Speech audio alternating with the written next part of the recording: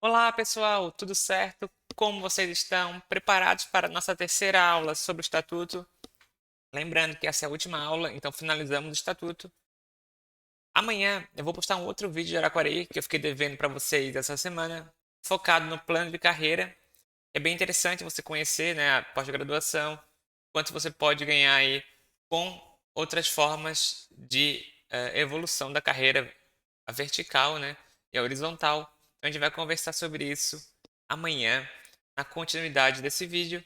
E depois teremos vídeos da lei orgânica e para finalizar a questão também sobre o município, né, de forma geral, também na semana que vem.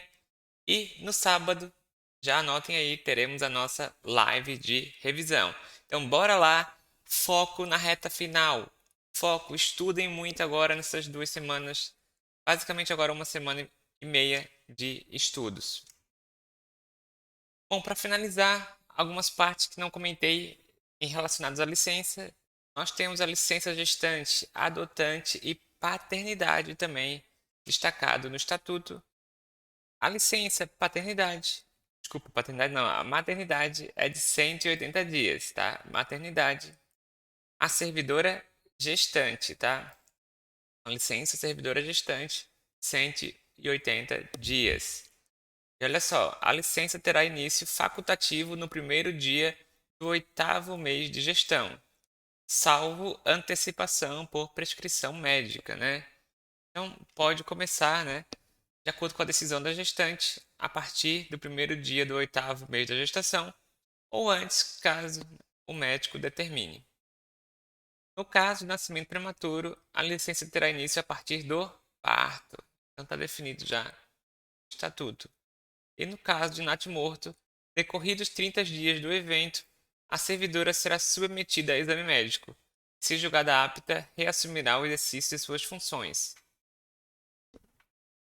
Tem prefeitura que dá os 180 dias, né? Em caso de natimorto, nesse caso ela vai ser analisada e vai ser julgada depois dos primeiros 30 dias para ver se pode voltar ou não, se está apta para voltar às suas funções.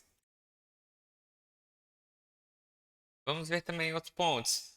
Olha só, a servidora pública e ao servidor público, ainda que solteiros, que adotarem e obtiverem a guarda judicial para fins de adoção, será concedida licença adoção nos mesmos termos da licença maternidade. Ah, que legal então, né? Então, a servidora pública e o servidor público, ainda que solteiros, se adotarem ou obtiverem a guarda judicial para fins de adoção, está concedida então a licença adoção nos mesmos termos da licença maternidade. Caso de adoção ou guarda judicial de criança ou adolescente de até 14 anos, o período de licença será de 180 dias. No caso de adoção de 15 a 18 anos, será de 120 dias. Bom, um ponto interessante aqui para destacarmos. A licença poderá ser requerida a partir do trânsito em julgado da sentença da adoção ou autorização judicial da guarda. Então, a adoção também tem um aspecto interessante aqui no Estatuto, que prevê a licença maternidade. E a licença paternidade, né, sendo um preconceito, né, os pais é de apenas, isso é a maioria dos municípios, né, pessoal, é apenas 15 dias corridos a contar da data do nascimento, tá? Então, 15 dias a contar da data do nascimento. Anotem aí, né? Isso muda de município a município. Tem município que é mais, tem município que é menos. Mas Araquari é de 15 dias. E aí o estatuto traz os deveres do servidor. Então não tem só os direitos, né? Nós temos vários direitos que a gente já viu nas aulas anteriores. Agora vamos ver os deveres. Exercer com zelo e dedicação. Então cuidar, né? E se dedicar realmente na sua função. Fazer aquilo com gosto, né? Ser leal às instituições já que servir. Ser leal, né? Trabalhar em favor do seu município.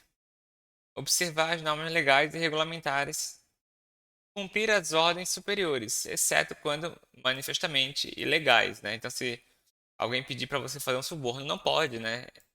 É ilegal.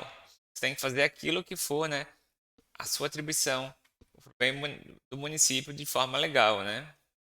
a sua função. Atender com presteza.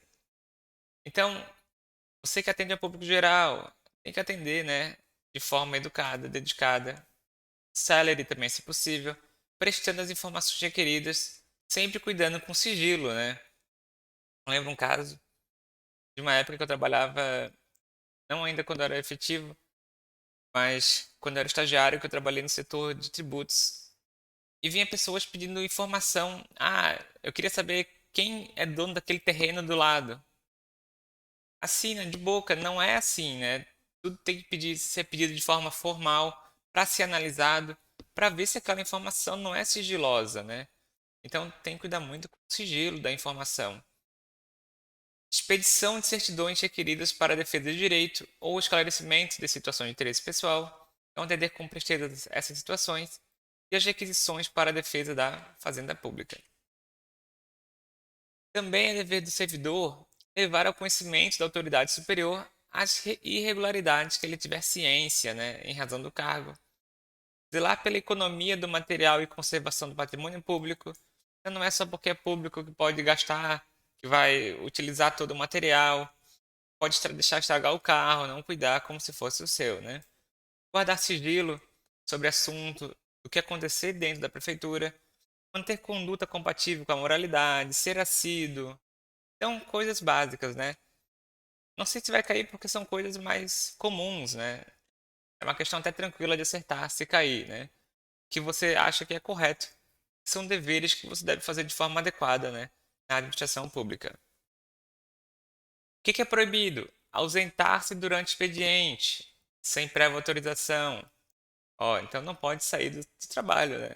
Sem uma autorização de um chefe imediato. Retirar, sem prévia anuência, da autoridade competente, qualquer documento ou objeto da repartição.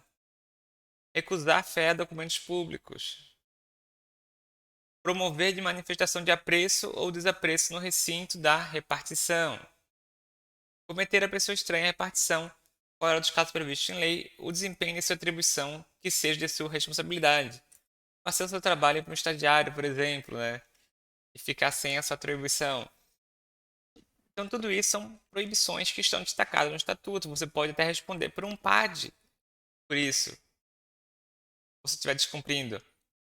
Então, imagina, você está saindo do seu trabalho durante o seu expediente. Você vai responder um PAD, com certeza. Está no estatuto, está nas regras do serviço, né? Do seu serviço público. São seus deveres. Está na lei, né? Se você não está cumprindo, você pode responder aí a um PAD. Em relação à acumulação de cargos, então, todo estatuto, todo município tem as suas regras, né? E, no geral, seguem as regras da Constituição Federal. Então, sabemos o que é proibido, né? É vedado acumular cargos públicos. E nós temos as exceções, né? Temos as exceções, que são os cargos da área de saúde, os cargos de professor, desde que compatíveis os horários, né? Desde compatíveis os horários. A proibição de acumular estende-se a cargos, empregos e funções em autarquias, fundações públicas e empresas públicas da União, Distrito Federal, Estado e municípios. A acumulação de cargos, ainda que lícita, fica condicionada à comprovação de compatibilidade. Então, dois cargos de professores de educação básica, por exemplo, tem que haver compatibilidade de horários. Dois cargos de 40 horas é inviável, né? Provavelmente vai ser inviável. Considera-se acumulação proibida a percepção de vencimento de cargo ou de emprego público efetivo com proventos da inatividade. É importante, né? Importante. Em relação à responsabilidade, quais são as responsabilidades? O estatuto ele quis destacar, né, que o servidor pode responder civil, penal e administrativamente pelo exercício irregular. Se você atuou de forma irregular, fiscal que cobrou propina, é uma forma, um exemplo de exercício irregular. Vai responder civil, penalmente e administrativamente. Ou um servidor que era um médico deixou de atender uma pessoa porque não quis atender. Vai responder, né? Exercício irregular de suas atribuições. A responsabilidade civil decorre do ato omissivo ou comissivo, doloso ou culposo que resulte em prejuízo a erário ou a terceiros. Então vamos supor que a sua função era emitir uma certidão e você não quis emitir naquele dia, sem nenhum motivo, só não quis trabalhar. Você vai ter causado um dano ao erário, provavelmente a uma empresa, a alguém, e você pode aí vai responder civilmente sobre isso. A responsabilidade civil administrativa resulta do ato omissivo ou comissivo praticado no desempenho do cargo ou função. E quais são as penalidades que os servidores aí podem sofrer, né? Advertência, suspensão, demissão, cassação, destituição do cargo em comissão ou destituição de função gratificada. E aí vai conforme a gravidade da situação, né? Ou a frequência. Então, uma falta, e aí faltas rotineiras pode levar à suspensão, depois a demissão, até um processo administrativo. Na aplicação das penalidades serão considerados a natureza e a gravidade da infração cometida, os danos que dela provierem ao serviço público, as circunstâncias agravantes, atenuantes e os antecedentes funcionais, né? Então vamos supor, né? Eu lembro de um caso de um servidor que não poderia dirigir o carro da prefeitura, pegou o carro e atropelou uma pessoa, né? Então primeiro, ele não estava para ele, teve outro problema, ele não recebeu nenhuma autorização de ninguém, pegou o carro e atropelou, né? Então ele teve infrações, dano ao serviço público, dano ao horário, ainda teve a questão da pessoa, né, que também vai responder, está respondendo até hoje. Então tudo isso levou, né, a um processo administrativo. O ato de imposição da penalidade mencionará sempre o fundamento legal e a causa da sanção disciplinar. E o servidor público tem a sua chance de defender, né? Então, se ele tivesse comprovação de que, não, o secretário pediu para ele dirigir o carro, determinou, né? Se ele tivesse essa comprovação, também não foi por culpa, tudo isso para tentar amenizar, né, a situação. A suspensão ela é aplicada em caso de reincidência, né, das faltas punidas com advertência. Então, depois de algumas advertências, você vai ser suspenso. E de violação das demais proibições que não tipifiquem a infração sujeita à penalidade de demissão. Então, não é uma situação para ser demitido, mas vai sofrer uma suspensão.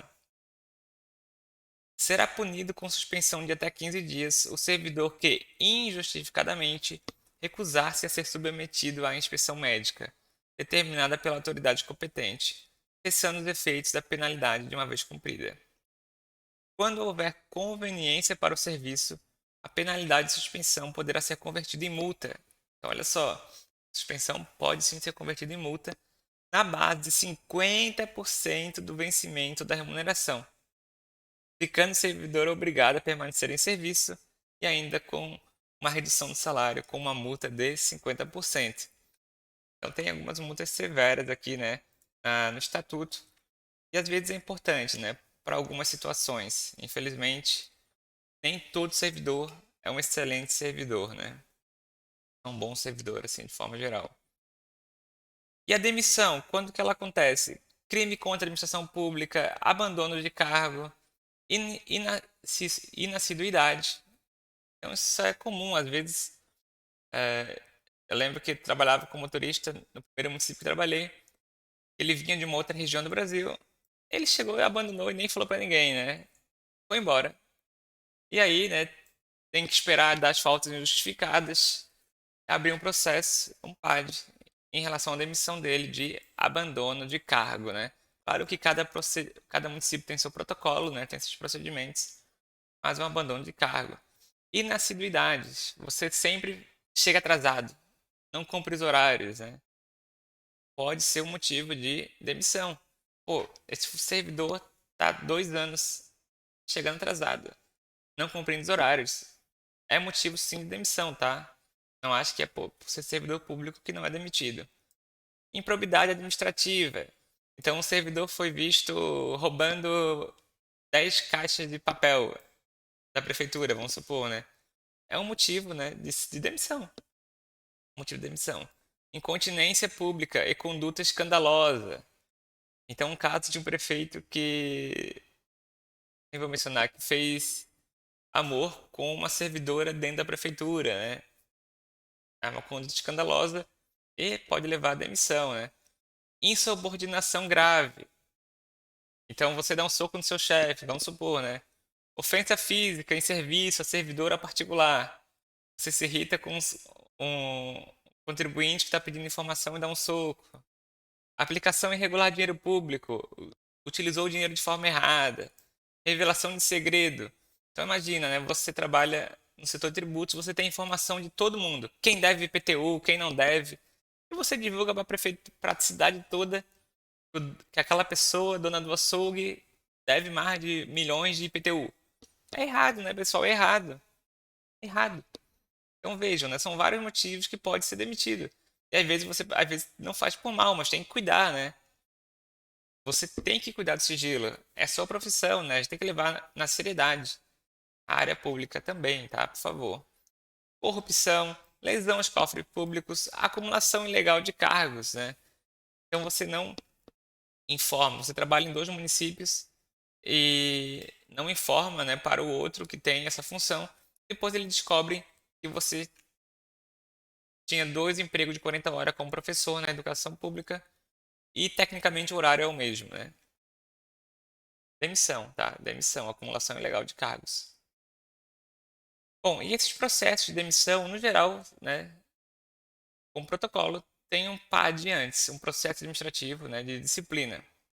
Então, a autoridade que tiver ciência de uma irregularidade no serviço público é obrigada a promover a sua apuração imediata, mediante sindicância ou processo administrativo disciplinar. Lembrando que sempre tem que ter ampla defesa, AD, né? Então, todo processo PAD tem ampla defesa. Se você um dia for demitido sem poder se defender, sem um processo regular, você pode aí, né, entrar com o processo e você vai recuperar o seu cargo de certeza. As denúncias sobre irregularidades serão objeto de apuração desde que contenham a identificação e o endereço do denunciante e sejam formuladas por escritos, confirmada a autenticidade. Da sindicância poderá resultar, então, desse processo pode ser arquivado se for comprovado que não tinha realmente essa situação. O servidor fez isso uma vez, não é um caso que leve, né, a algum tipo de penalidade, suspensão ou demissão. A aplicação de penalidade de advertência ou suspensão de até 10 dias. Então, ou é arquivado, ou é advertido ou suspendido de até 10 dias. E a instauração de um processo disciplinar. Então, a sindicância ela pode resultar do arquivamento, aplicação ou a instauração de um processo disciplinar. O prazo para a conclusão da sindicância não excederá as 30 dias, então, o primeiro passo é a sindicância. E não pode ser superior a 30 dias, podendo ser prorrogado por mais 30. O afastamento preventivo. Como medida cautelar e a fim de que o servidor não venha a influir na apuração da irregularidade, a autoridade que instaurou o processo pode determinar o seu afastamento por 60 dias sem prejuízo da remuneração. Férias não é uma férias, né, pessoal? Ele vai ser analisado a situação e o problema grave que o servidor causou, né?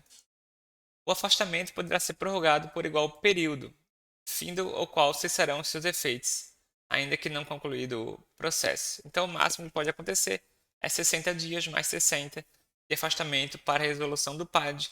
Depois disso, ele é obrigado a voltar, mesmo que o PAD não tenha se concluído.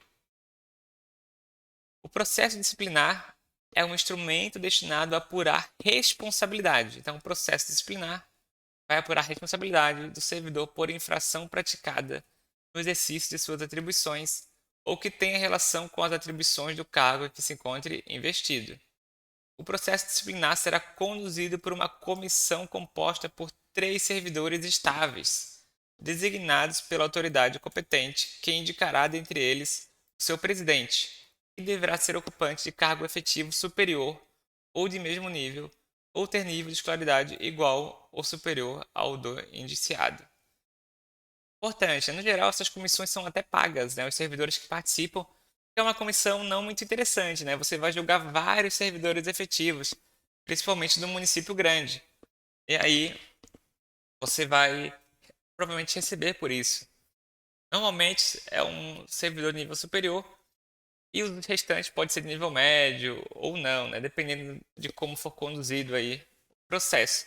Mas vejam, no mínimo superior ou do mesmo nível do indiciado. Então, se alguém está sendo iniciado no processo disciplinar é de nível superior, obrigatoriamente o presidente deverá ser de nível superior. Entenderam? No geral, né, provavelmente deve ser composto pelo menos pelo presidente de um cargo efetivo de nível superior, lembrando que todos eles são servidores estáveis efetivos. A comissão ela vai exercer com independência e imparcialidade, assegurado sigilo para elucidação dos fatos, né, ou exigido pelo interesse da administração. Então, sempre com sigilo, não pode divulgar para toda a prefeitura, não pode fazer fofoca, sigilo, né, pessoal? Independência e imparcialidade. Tu é amigo da pessoa, não pode, tá, pessoal? Até o ideal é ter duas comissões, se declarar impedido quando você tem uma amizade com alguém, né, que seja conhecido. As reuniões e as audiências das comissões terão caráter reservado. Reservado, não pode participar um secretário Y, uma outra pessoa.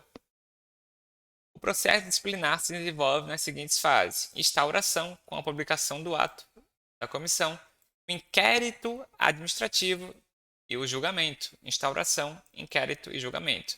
Então, anotem, nós temos primeiro a sindicância. Se a sindicância achar necessária, abre-se um processo disciplinar. No processo disciplinar, nós temos três fases: instauração, que publica o ato; inquérito administrativo, que compreende todo o processo de análise, as defesas, elaboração do relatório e, por fim, o julgamento. O prazo para a conclusão do processo disciplinar não poderá ser superior a 60 dias, contados da data da publicação. Então, publicou, né, a instauração, o prazo máximo é de 60 dias. Admitida a prorrogação por mais 60, tá? Quando as circunstâncias exigirem. Sempre que necessário, a comissão dedicará tempo integral aos seus trabalhos. Então, o servidor, às vezes, pode ter que largar sua função para se dedicar à comissão, né?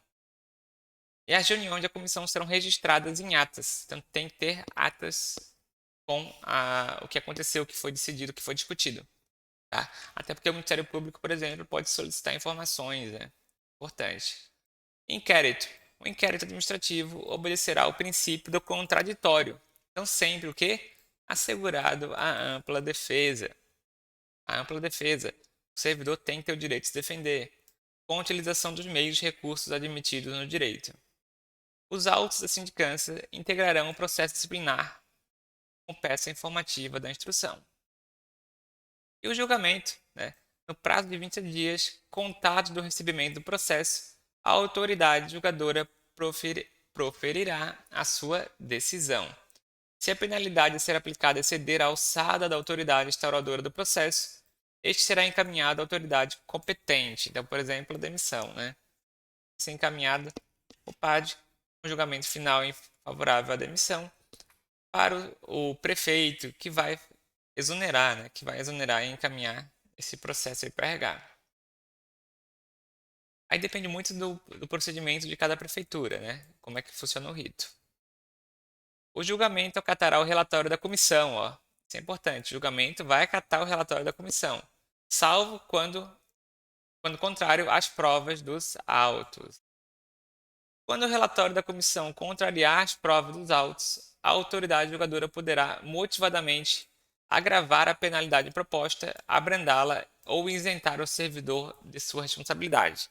Então, se as provas forem umas, o relatório for outro, a autoridade que está julgando às vezes pode isentar o servidor daquilo que aconteceu.